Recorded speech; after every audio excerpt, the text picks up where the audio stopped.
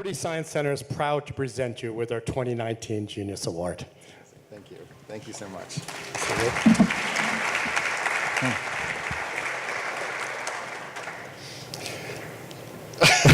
What can I say? It's hard to imagine back in 2007, when social media was just getting started, that first of all, we would unite most of the planet in a joint conversation. And secondly, that we would have a number of platforms that would represent over 2 billion people in coming together and having a shared collective conversation. My original intention was to create something that was a gift to the web, to the community that had given me an opportunity to come and speak. And I feel like now, so many years later, that spirit of open source, of contribution, of participation is something that is still desperately needed, even as we have questions about the purpose and use of social media today publicly. So, I mean, just in the last few days, social media has taken quite a beating. We have invasion of privacy, Russian hacking, online bullying, the list could go on and on. I mean, I don't think we want and we can't put the genie back in the bottle, but if you ran Facebook or you ran Twitter, what would you do to change this? You know, I have friends who work at these places, who started these companies, and I think they have a very, very difficult job.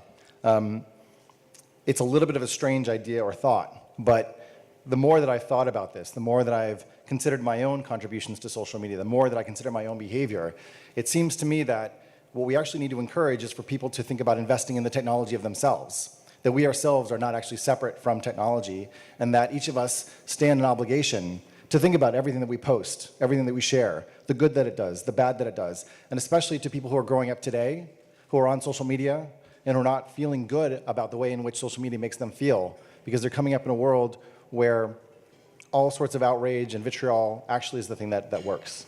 So it's not, to me, just on the founders of Google and Facebook and other social media platforms. It actually comes back to each of us individually and what we contribute, and I think that's actually an opportunity to think about where we go from here. Thank you. Chris, can you share with us something that you learned from your mother? There she is.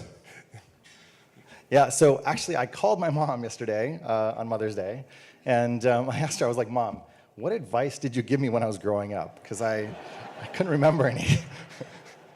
And she's like, well, you know, I thought about it, and I have a little bit of like resentment and resistance to what I actually gave to you.